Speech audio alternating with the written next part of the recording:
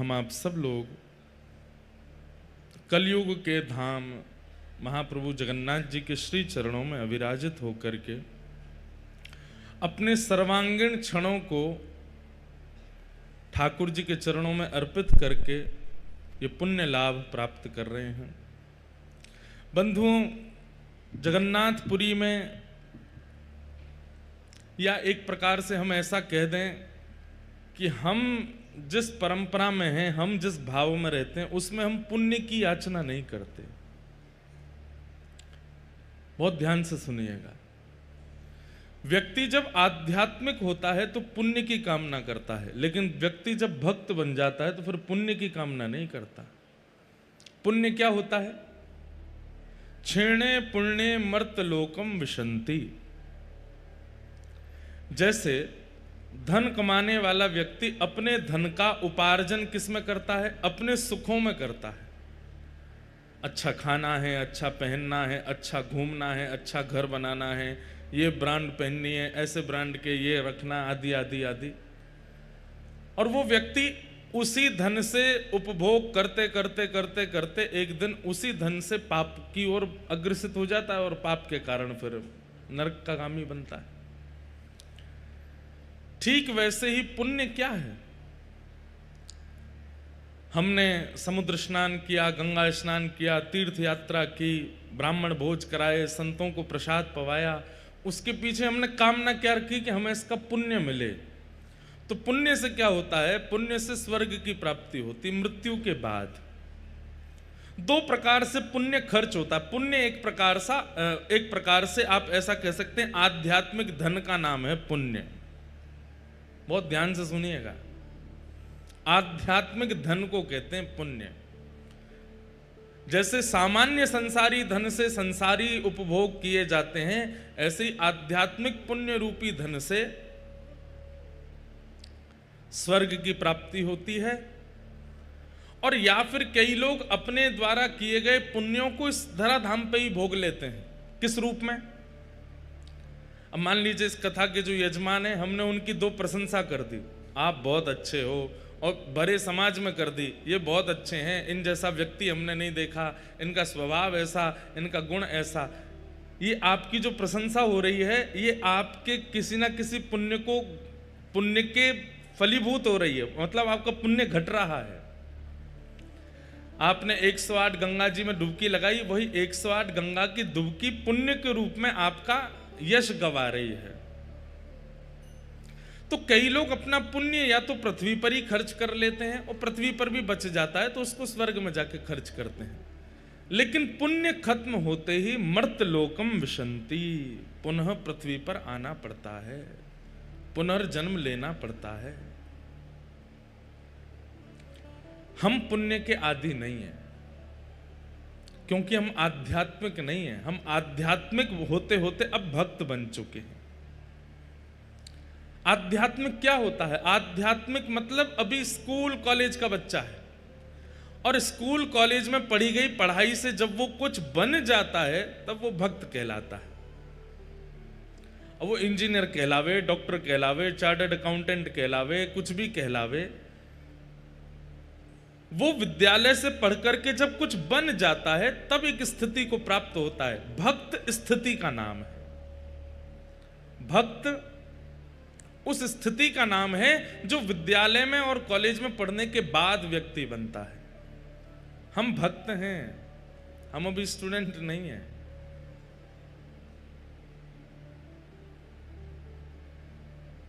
हमें पुण्य की कामना नहीं है, हमारी कामना भक्ति की है।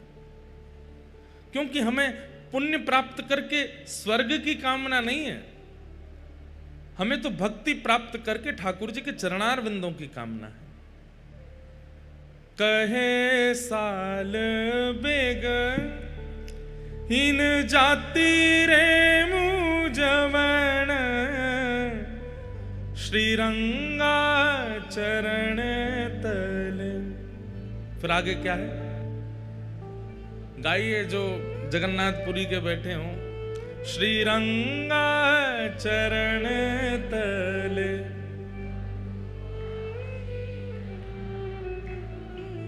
आहे नील शैल प्रबल मत वरण प्रबल मत वरण मुआरत नलनी बनकु कर दलन आहे नील शैल। सालबेग एक मुस्लिम परिवार में जन्मे बालक, जिनकी मां तो ब्राह्मणी थी लेकिन पिता कालबेग, जिनके कारण वह भी सालबेग हुए। वह भी इस बात को जानते हैं कि मुझे श्रीरंग यानी कि श्री जगन्नाथ जी से पुण्य की कामना नहीं करनी है। श्रीरंगा चरण तले, और ये चरणों की प्राप्ति आध्यात्मिक व्यक्ति नहीं करता, भक्त व्यक्ति करता है। उसे पुण्यों से मिलने वाली सुख की इच्छा नहीं है। सालबेग की स्तुति में जितने भी प्रकरण सालबेग कहते हैं, उन समस्त प्रकरणों में भैया बैठन दो, बैठ जाओ, बैठ जाओ, विराज जाओ। अब बैठ गए तो बैठन दो, जहां जिसको जगह मिल जाए बैठ जाओ, कथा सुनन दो सबको। क्या बता रहा था मैं? सालबेग जी की स्तुति अगर आप सुनेंगे, अभी अभी सुन ही रहे थे, एक बहन नृत्य कर रही थी, कितना बढ़िया, ठाकुर जी के सब रूपों का उसमें भाव बता रही थी। हमें ये स्तुति बहुत पहले से ही प्रिय लगती है, और आज भी सालबेग जी की समाधि है। श्री जगन्नाथ मंदिर से जब आप गुंडीचा के लिए प्रस्थान करेंगे, गुंडीचा उसको बड़ दंड कहते हैं, बड़ा रास्ता जहाँ से रथ यात्रा होती है, वहीं पर ही थोड़ी आगे जाकर के मंदिर से गुंडीचा की ओर सीधे हाथ की तरफ देखते चलोगे तो आपको सालबेग जी की समाधि दिखेगी। आज भी महाप्रभु जगन्नाथ जी का रथ वहां रुकता है और सालबेग जी का स्मरण करते हैं। एक बात तो माननी पड़ेगी आपको, प्रेम निभाना कोई ठाकुर जी से सीखे। भैया 10 साल प्रेम निभा लेते हैं लोग, 50 साल प्रेम निभा लेते हैं लोग, 50 तो कोई नहीं निभा पाता आज की डेट में। ज्यादा से ज्यादा प्रेम का निर्वहन व्यक्ति 25 साल भी कर ले तो बहुत बड़ी बात, उसके बाद तो दोनों सहन करते हैं बस एक दूसरे को, प्रेम निभाते नहीं है।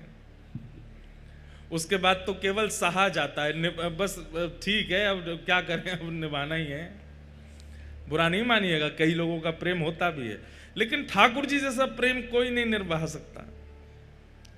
श्री जयदेव महाप्रभु को महाकाव्य गीत गोविंद लिखे हुए 1000 वर्ष से ऊपर हो गया है। 1000 वर्ष से ठाकुर जी गीत गोविंद को नित्य लपेट करके सोते हैं। इतना बड़ा प्रेमी कोई होगा संसार में? आज भी जयदेव महाप्रभु के द्वारा प्रस्तुत किया गया गीत गोविंद महाप्रभु जी धारण करते हैं। हम लोग कैसे हैं? हमारा प्रेमी जो प्रेम प्रस्तुत कर रहा है, यदि वो रोज एक जैसा प्रेम प्रस्तुत करे तो कल को हमारे मन में आ जाएगा कि भाई तुम कुछ सीखो। वो लोग देखो वो अपनी पत्नी को क्या क्या नया देते हैं, या उनकी पत्नी देखो रोज अपने पति को नया नया भोजन बनाती है, खिलाती है। हमारा प्रेम 2 मिनट में आकलन करने लगता है कौन श्रेष्ठ कौन अश्रेष्ठ। लेकिन दुनिया के लोग आए, दुनिया के लोग गा गा करके चले गए, लेकिन महाप्रभु जगन्नाथ जी को आज भी 1000 वर्ष पुराना गीत गोविंद ही प्रिय है। आज भी उस गीत गोविंद को हृदय से लगाते हैं। आप कोई नया भाव गाओगे तो महाप्रभु जी कहेंगे अच्छा है, मुझे ये भी प्रिय है। सालबेग की स्तुति प्रिय है ठाकुर जी को। बलराम दास नाम के एक सखा हुए जगन्नाथ जी के, वो भी बहुत नए नए पद गाते थे, सब प्रिय है, लेकिन महाप्रभु जगन्नाथ जी गीत गोविंद को हृदय से लगा करके रखते हैं। तुम भले ही कितना भी नया प्रस्तुत करो, पर मुझे आज भी 1000 वर्ष पुराना गीत गोविंद जो कि जयदेव महाप्रभु ने, मुझे बहुत प्रिय है।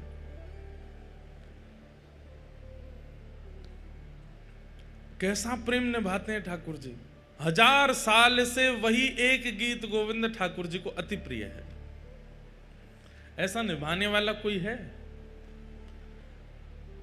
श्री सालबेग जी को भी इतने ही वर्ष हो गए होंगे और ज्यादा हो गए होंगे।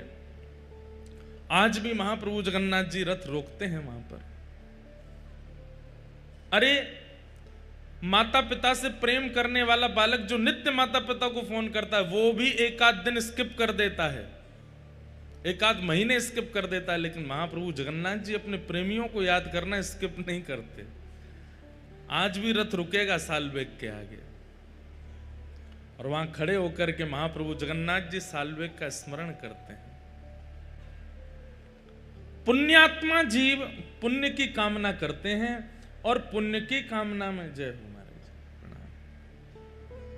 हमारे वृंदावन से पूज्य गोस्वामी जी महाराज पधारे हैं, श्री बिहारी जी महाराज की प्रसादी लेकर के पधारे हैं। जय।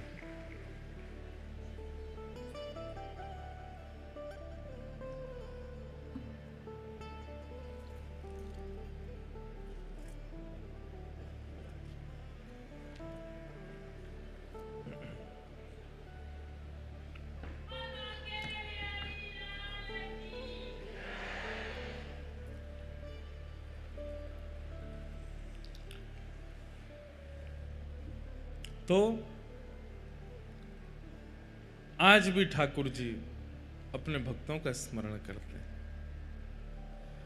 पुण्यात्माओं का स्मरण ठाकुर जी नहीं करते। जो पुण्य की कामना से अपना संपूर्ण जीवन और संपूर्ण भक्ति भाव का व्यय करते हैं, ठाकुर जी कहते हैं तुम्हारे पुण्य के बदले तुमको स्वर्ग मिल ही रहा है, तुमको सुख समृद्धि मिल ही रही है, इसमें राजी रहो। लेकिन जो भक्त भक्ति की कामना करते हैं उन्हें पुण्य नहीं मिलता, उन्हें ज्यादा सुख समृद्धि की कामना भी नहीं होती, वो कष्ट में रहकर के ठाकुर जी का नाम भज लेते हैं। श्री नामाचार्य हरिदास ठाकुर, ध्यान से सुनिएगा, स्वामी श्री हरिदास जी महाराज जिन्होंने श्री कुंज बिहारी लाल जी को प्रकट करके हम सबको दर्शन का सौभाग्य प्राप्त किया,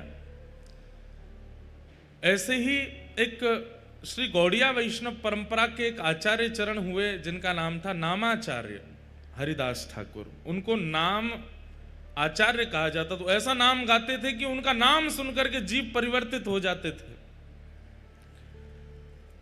और आश्चर्य की बात, जैसे सालबेग अपने पूर्व भाव से मुस्लिम हैं, ऐसे ही श्री हरिदास ठाकुर भी पहले एक यवन कुल में जन्मे, लेकिन उन पर नाम का ऐसी कृपा हुई, ऐसा प्रभाव हुआ कि नाम का स्मरण करते करते उन्होंने कितनों का आचरण, कितनों का उद्धार कर दिया।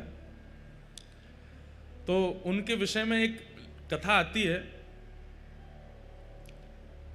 कि एक मुस्लिम यवन राजा को पता चला कि हमारे कुल बिरादरी का ये बालक है और ये उनकी भाषा में हम लोगों को काफिर कह देते हैं, जब जिसका अर्थ अच्छा नहीं होता। उनकी भाषा में ये एक प्रकार से अशुभ शब्द है और वो कहीं ना कहीं हरिनाम जपने वालों को, ठाकुर जी को भजने वालों को और गैर उनकी परंपरा का पालन करने वालों को वो इसी शब्द से बुलाते हैं।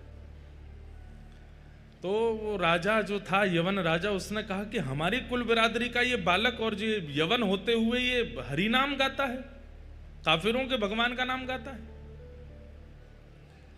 अपनी पूरी सेना से कहा कि उसको कैसे भी परिवर्तित करो। खूब लोभ दिए लेकिन हरिदास ठाकुर ने नाम नहीं छोड़ा। तो फिर राजा ने कहा कि एक काम करो, इनको सूली पर चढ़ा दो। ध्यान से सुनिएगा। तो फिर किसी ने कहा कि सूली पर चढ़ाने पर तो बड़ी आसान मृत्यु हो जाएगी, लटकेगा, मर जाएगा। ऐसे ऐसे अपने कुल बिरादरी का त्याग करने वाले, काफिर बन जाने वाले को तो बहुत दर्दनाक मृत्यु देनी चाहिए। तो बोले क्या दें? बोले बाजार में घुमा घुमा के, हाथ पैरों में हथकड़ी बेड़ियां बांध के, और लोहे की जो क्या बोलते हैं उसको, जो मारते हैं, क्या बोलते हैं, क्या बोलते हैं,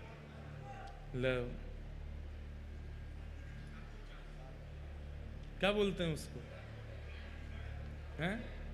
कौड़े। हाँ, कौड़े मारो। हमारे महाराज जी, पंडित जी कह रहे हैं कुर्रा। अद्भुत है, आप पाठ कर लो, जो करें हंटर मारे। तो कौड़े मारने की आज्ञा दी। और कौड़े भी कैसे, जो कौड़े की जो रस्सी होती उसमें इतनी बड़ी बड़ी कीलें और लगी थी। बोले भरे बाजार में सबको दिखाते हुए, ताकि दहशत बन जाए कि आज के बाद हरिनाम गाने वाला कोई भी दिख गया तो उसकी यही गति की जाएगी। ले जाओ उसको, भरे हाथों में हथकड़ियां, पैरों में बेड़ियां बांध दी, ले गए हरिदास ठाकुर को। और ले जाकर के जब कौड़े मारने लगे, कौड़े मारते हैं, हरिदास ठाकुर कहते हैं चाहे जो कर लो, मैं हरि नाम नहीं छोड़ूंगा, मैं प्रभु नाम नहीं छोड़ूंगा। और जितनी तेज मारते हैं उतनी तेज मुख से हरि नाम निकलता है। मारने वालों के पांव पूछते हैं। बोले तू पूछता क्यों, हम तुझे मार रहे हैं? बोले क्योंकि इससे पहले मैंने बहुत प्रयास किया कि मैं खूब ऊंचे स्वर में हरि नाम गाऊं, पर इतना ऊंचा स्वर मेरा पहले कभी नहीं निकला जितना ऊंचा स्वर कौड़े पड़ने से निकल रहा है। और मारो, मेरा स्वर ऐसा निकले कि मेरा ये गले का जो स्वर है ये फट जाए हरि नाम गाते गाते। सब देखते रहे, घबरा गए, अपने बच्चों को ले ले करके घरों में भाग गए। बच्चे घबरा करके मां से पूछ रहे हैं ये क्यों पिट रहे हैं? बोले क्योंकि इन्होंने काफिरों के भगवान का नाम गाया है। लेकिन कुछ लोगों के चित्त में विश्वास प्रकट हो रहा है। इतनी पीड़ा के बाद भी हरिदास ठाकुर नाम नहीं छोड़ रहे। कहते हैं भगवान के सुदर्शन जी को इतना क्रोध आया कि जैसे आकाश में एक सूर्य है उसी समय दूसरा सूर्य प्रकट हो गया, और वो दूसरे सूर्य नहीं है, साक्षात सुदर्शन जी महाराज प्रकट हो गए।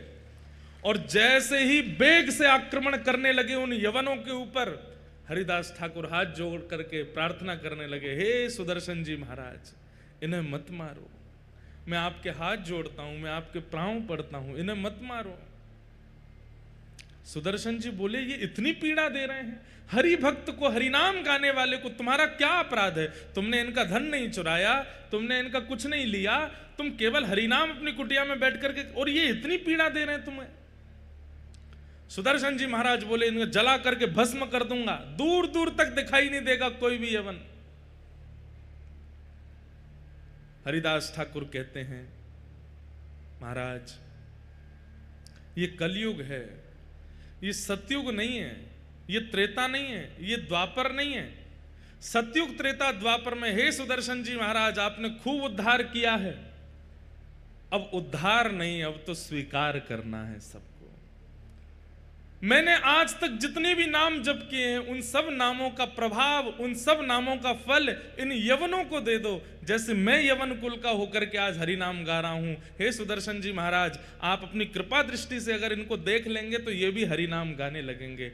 अब उद्धार नहीं करना है, अब तो स्वीकार करना है। कहते हैं इसीलिए महाप्रभु जगन्नाथ जी के बगल में सुदर्शन जी महाराज को आप देखेंगे तो यहां चक्र रूप में सुदर्शन जी नहीं है, जगन्नाथ जी के बगल में एक दंड रूप में, केवल एक डंडे के रूप में सुदर्शन जी महाराज खड़े हैं। वो नुकीली धार, वो उनका वेग स्वरूप, वो उनका आक्रामक स्वरूप क्यों नहीं है जगन्नाथपुरी में? ऊपर नील चक्र विराजमान है, लेकिन महाप्रभु जगन्नाथ जी के बगल में आयुध रूप में, जहां आयुध रूप में चक्र रूप होना चाहिए था वहां पर डंडे के रूप में खड़े हैं, बिल्कुल नुकीले नहीं हैं। क्यों? क्योंकि ये कलयुग है, यहां उद्धार नहीं, यहां स्वीकार करना है। चाहे कितना भी पापी हो, कितना भी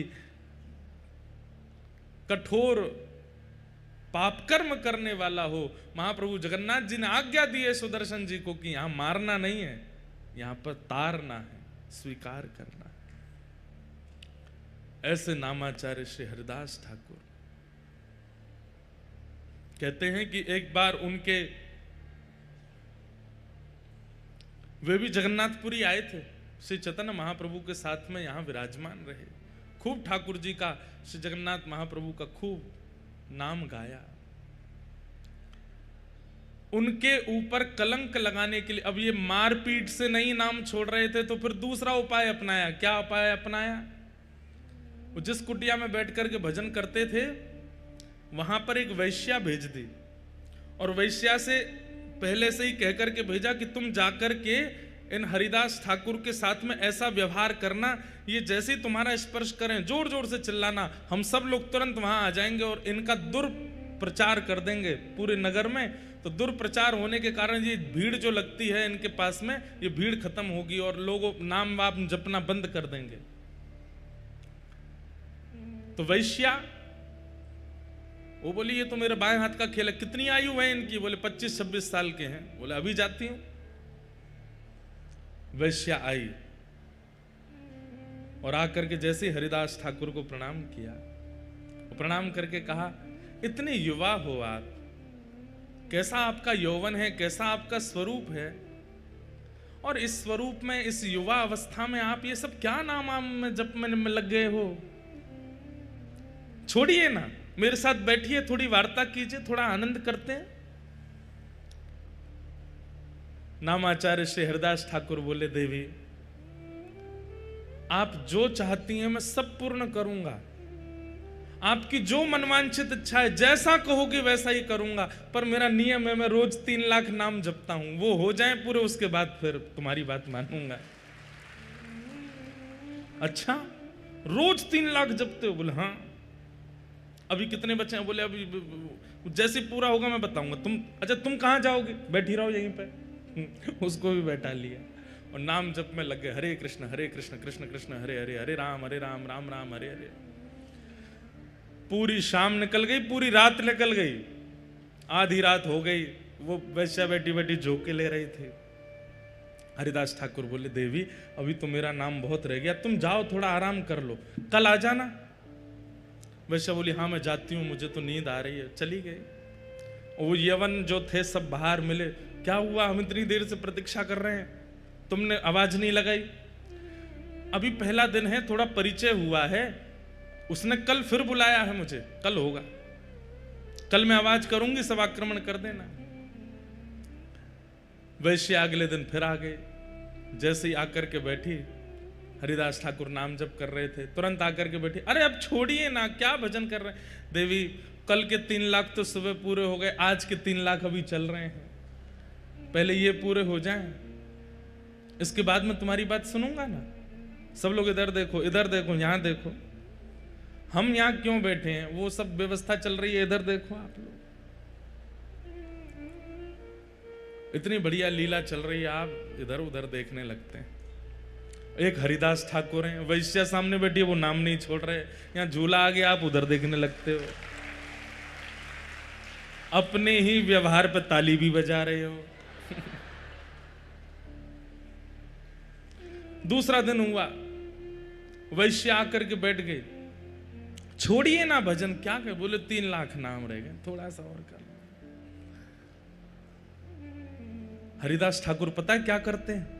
उसको तो बोल देते हैं कि मेरे 3 लाख नाम रह गए, तू बैठ, और नेत्र बंद करके ठाकुर जी से प्रार्थना करते हैं, मेरे प्रत्येक नाम का फल ये वैश्या का मन परिवर्तित हो जाए, इसके मन में जो भाव, जो व्यवहार, जो विचार हैं, ये आपकी हो जाए नाथ। ये जितना प्रयास मुझे रिझाने में कर रही है, उतना प्रयास आपको रिझाने में करने लगे।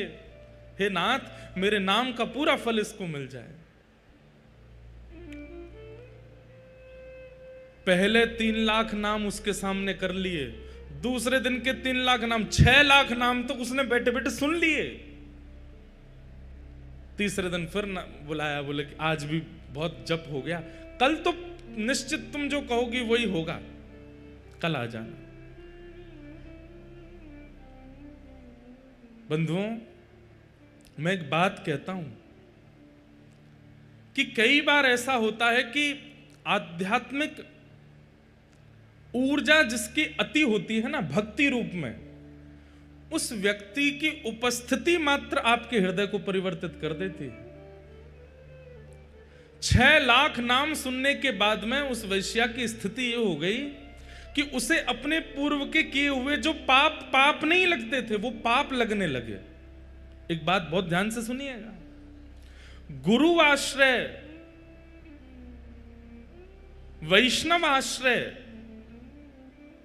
या फिर किसी भी प्रवचनकर्ता के प्रवचन सुनने के बाद में अपने पूर्व के किए हुए दुर्गुण अनुभव होने लग जाएं कि हमने वो गलत किया था, ये 10 साल पहले हमसे अपराध हुआ था, या ये 6 साल पहले जो हमने ये किया ये ठीक नहीं था, अपने भाइयों से या अपने परिवार के लोगों से या किसी के साथ, मित्र के साथ, इनके साथ जो हमने व्यवहार किया ये उचित नहीं था। ये मन में भावना प्रकट होने लग जाए तो समझ जाना जिसको आपने प्रणाम किया है उसने आपको कृपा भर के देखा है, तभी आपके दुर्गुण दिख रहे हैं आपको।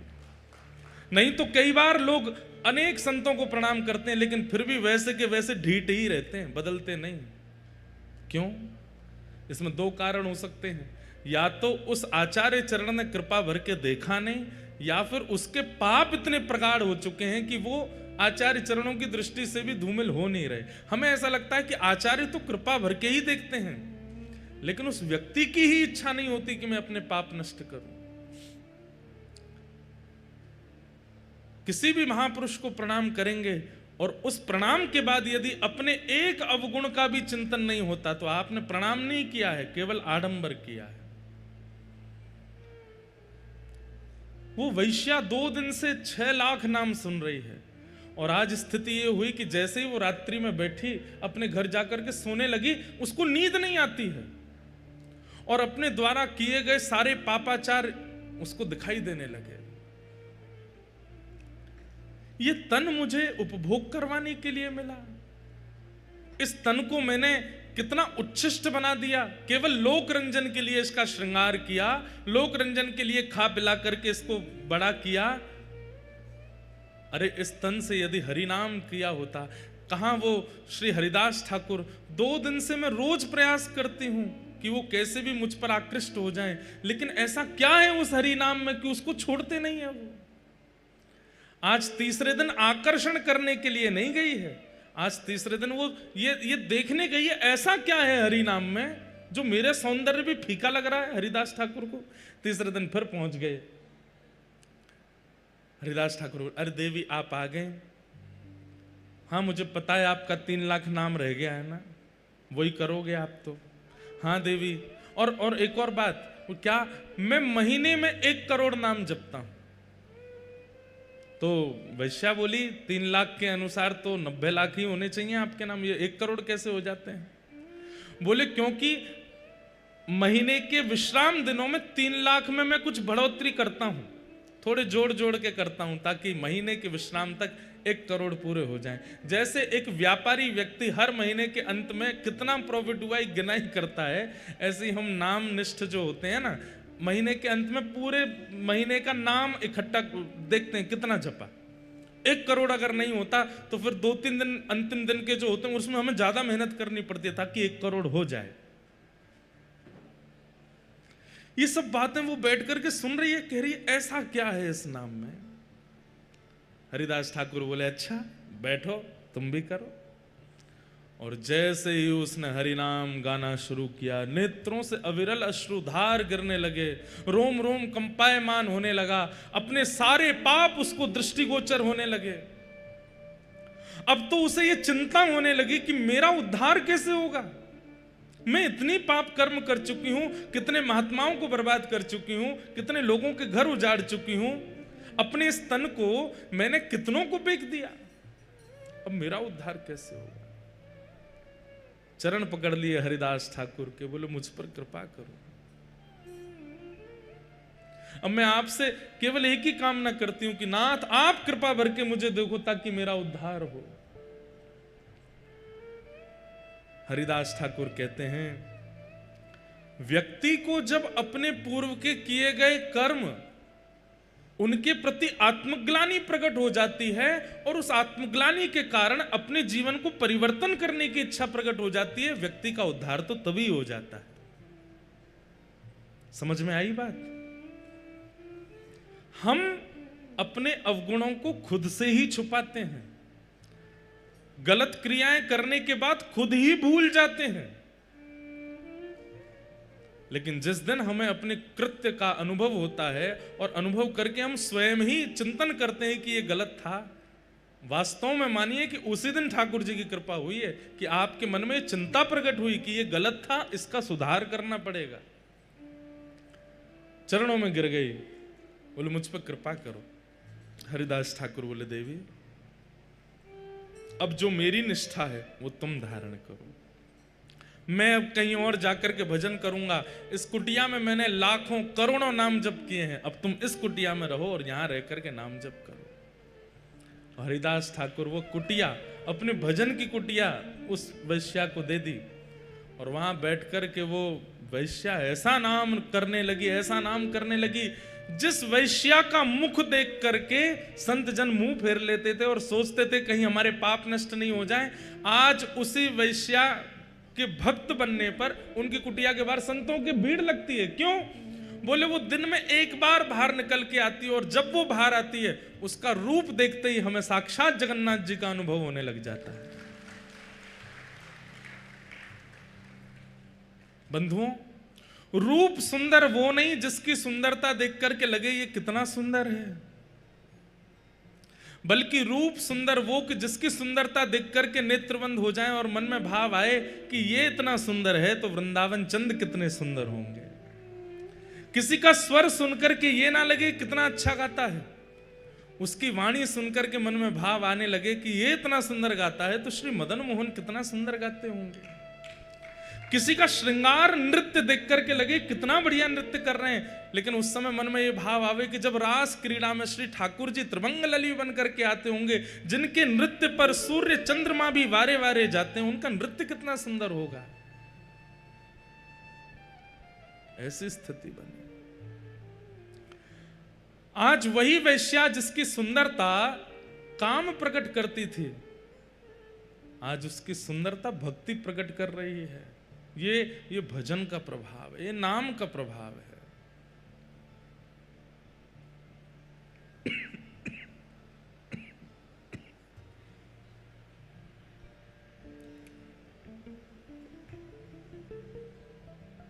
नाम का प्रभाव। तो हम निवेदन कर रहे थे कि आध्यात्मिक बनना एक बात है, पुण्यात्मा बनना एक बात है, और भक्त बनना विशेष बात है। कथा का उद्देश्य, महाप्रसाद सेवन का उद्देश्य, आप लोग पुण्य अर्जन करना मत रखो। तीर्थ यात्रा का उद्देश्य, समुद्र स्नान का उद्देश्य, उसके प्रति पुण्य की भावना मत रखो, भक्ति की भावना रखो।